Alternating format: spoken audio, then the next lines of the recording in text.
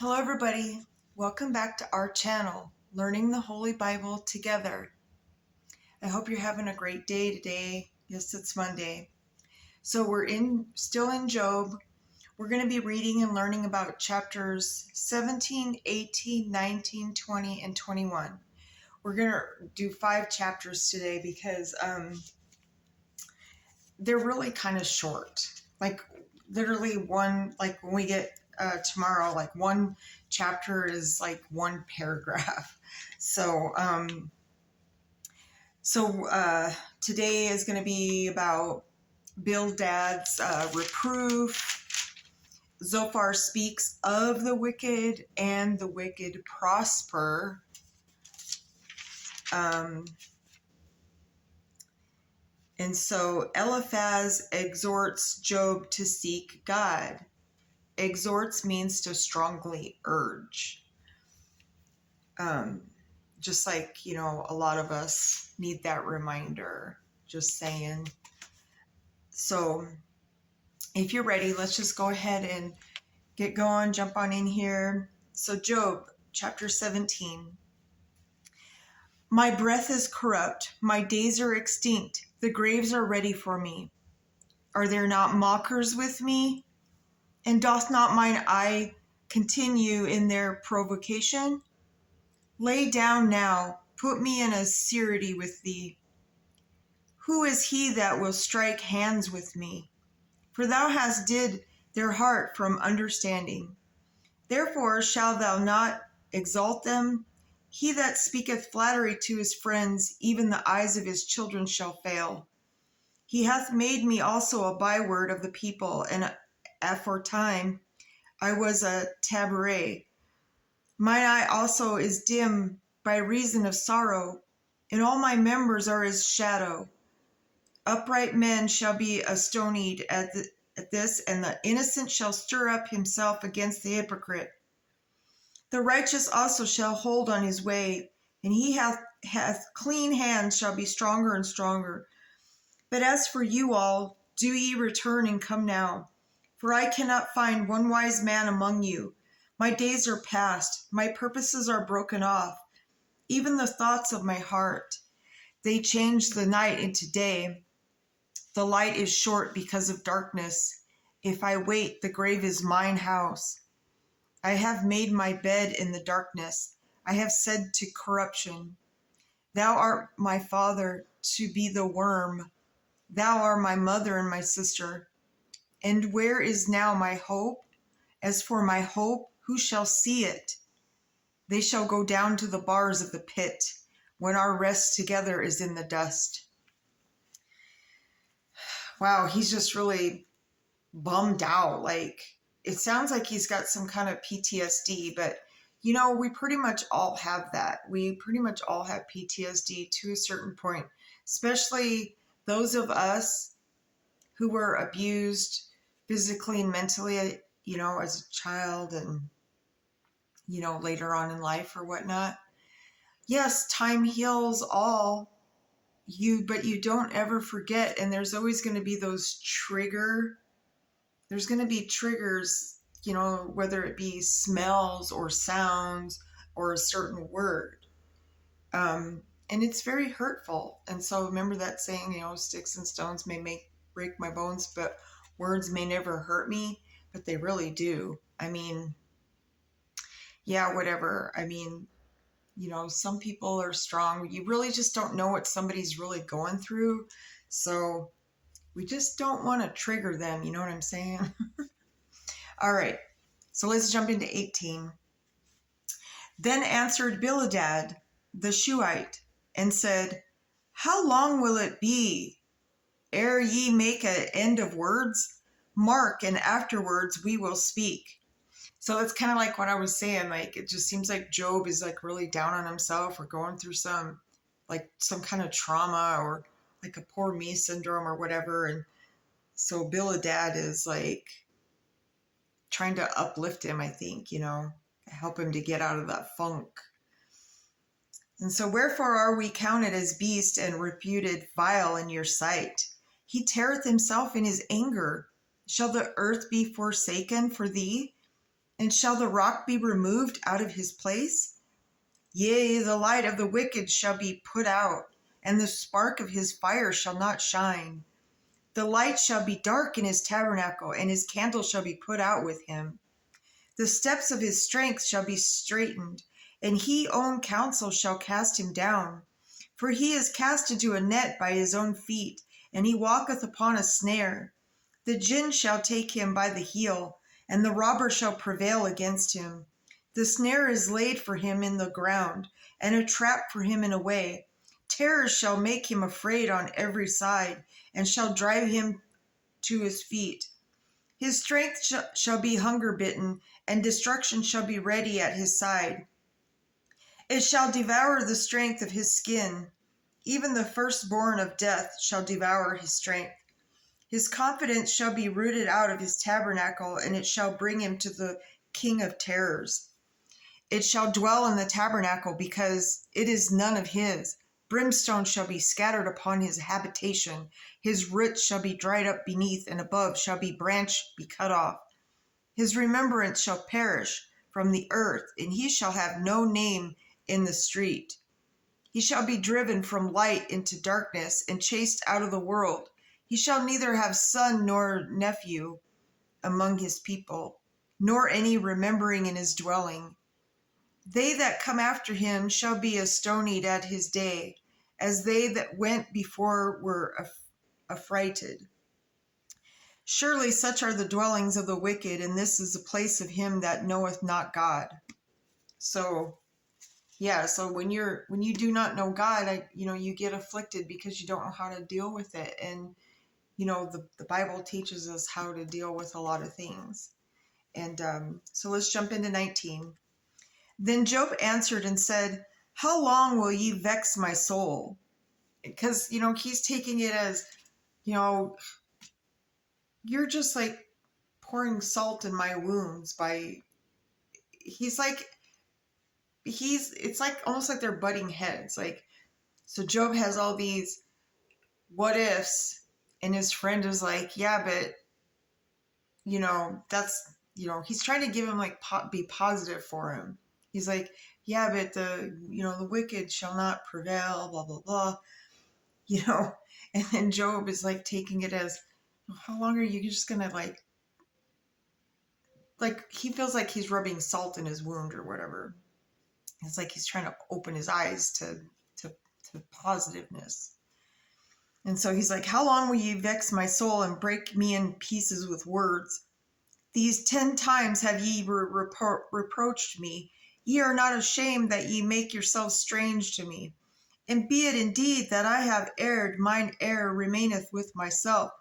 If indeed ye magnify yourselves against me and plead against me my reproach. Now know that God hath overthrown me and hath compassed me in his net. Behold, I cry out of wrong, but I am not heard. I cry aloud, but there is no judgment.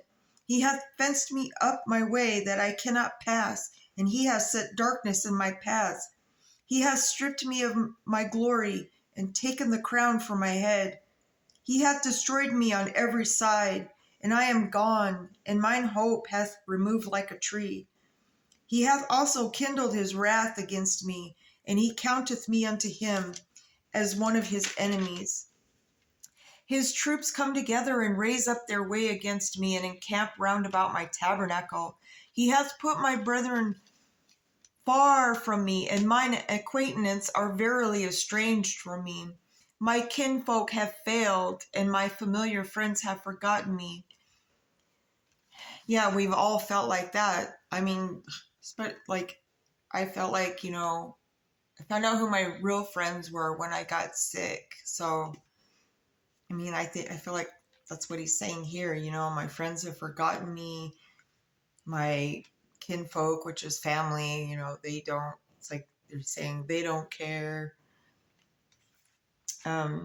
So they that dwell in mine house and my maids count me for a stranger. I am an alien in their sight. So alien, it means not from here. Like, I'm considered an alien because I'm not from the state I live in. I called my servant, and he gave me no answer. I entreated him with my mouth.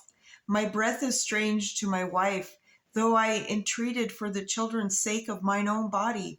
Yea, young children despised me. I arose, and they spake against me.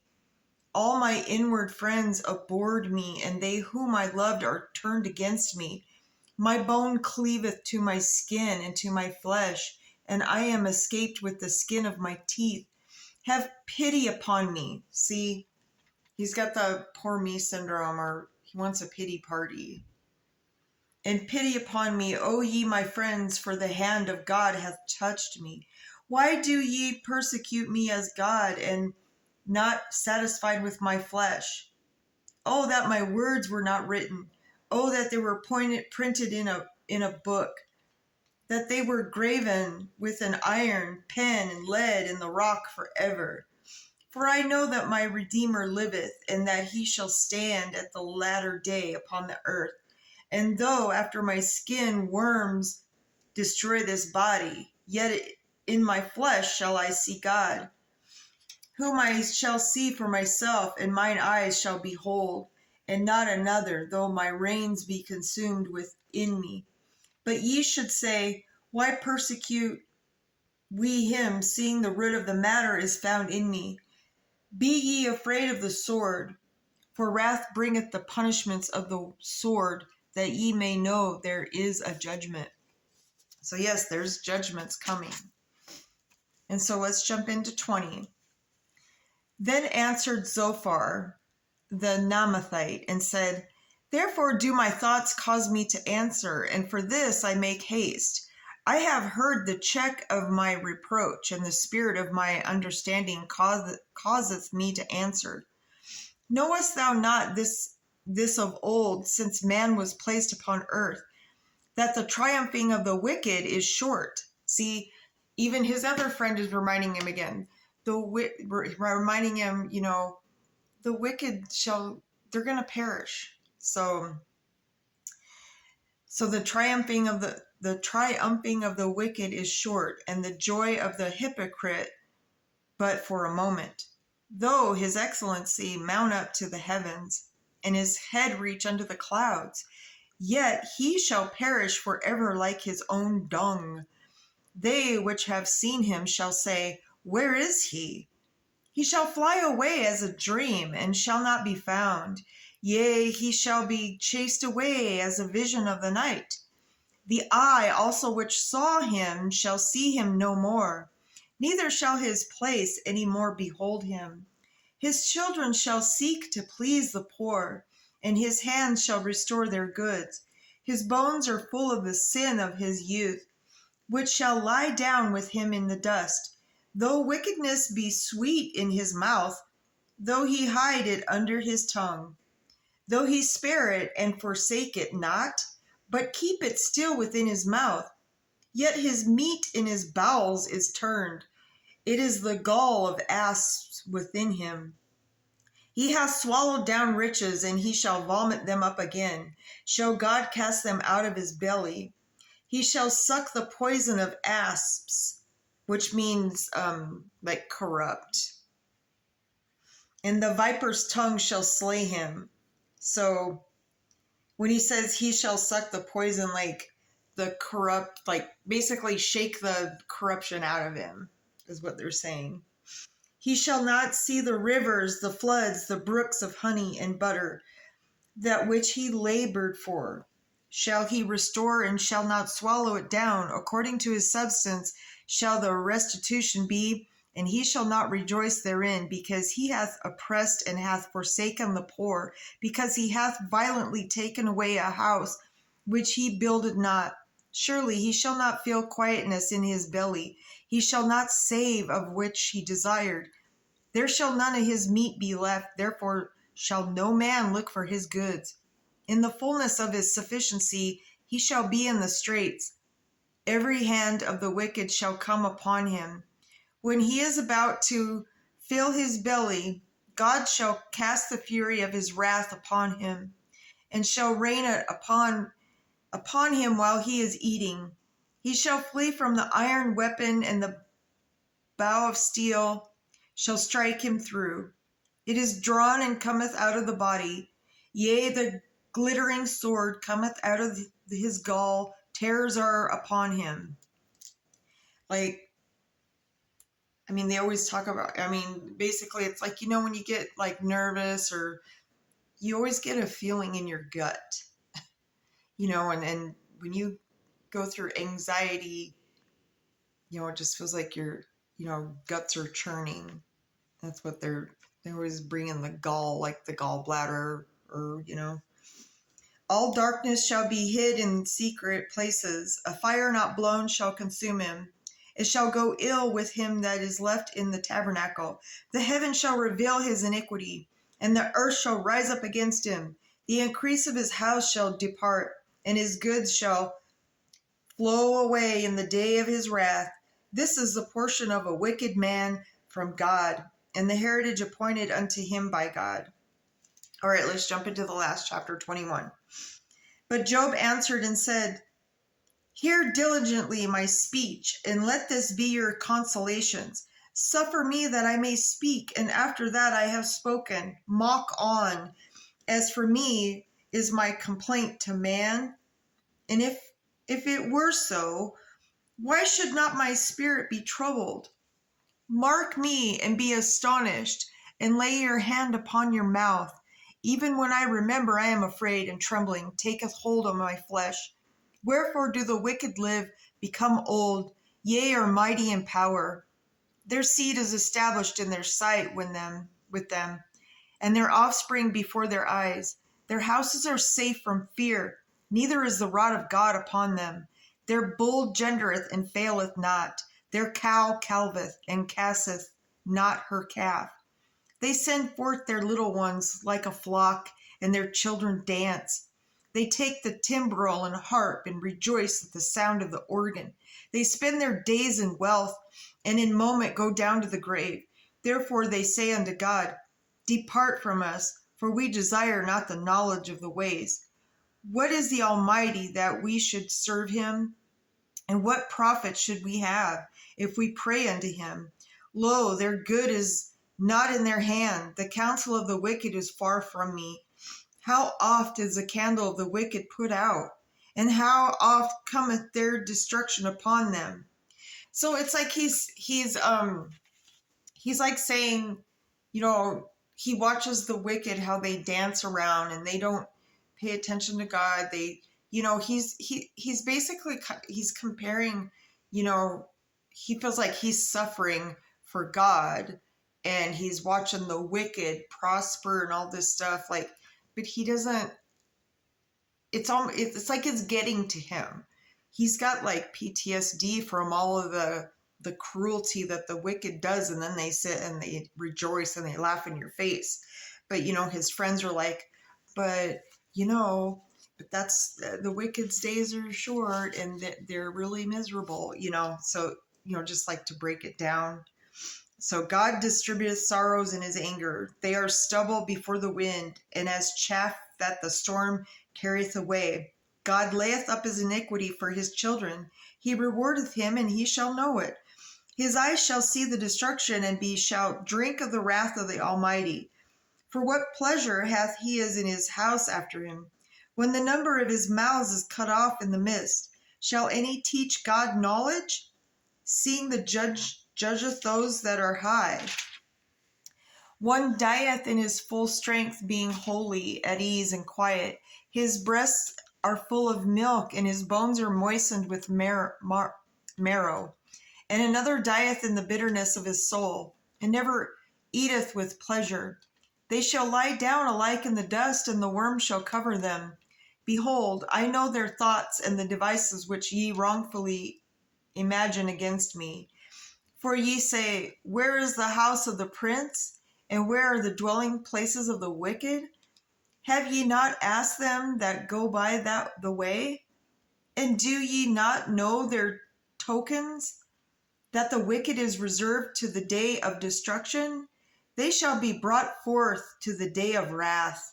Who shall declare his way to his face?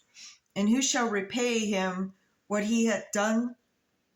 Yet shall he be brought to the grave and shall remain in the tomb? The clods of the valley shall be sweet unto him, and every man shall draw after him, as there are innumerable before him. How then comfort ye me in vain, seeing in your answers there remaineth falsehood? So yeah, anyways, that's the end of 21. And then when we come back tomorrow, we're going to read and learn about chapters 22 through 26. And we'll read and learn about Job longs to face God and secret judgment for the wicked. So that's, through all of this turmoil, it's almost like Job was just like going through something, and his friends were like trying to bring him some positive reinforcement. That's the best way I describe that. And we all go through it, right? I mean, I have my good and bad days, and we all do. And unfortunately, we just need to forgive ourselves and forgive the person who trespasses against us, because like I said, God knows we're not perfect. But on that note, my brothers and sisters, just have a great day, and remember to put God first. He patiently waits for us to reach out to him and repent, and he answers our prayers when the time is right. And just have a great day, and I'll see you tomorrow. To be continued.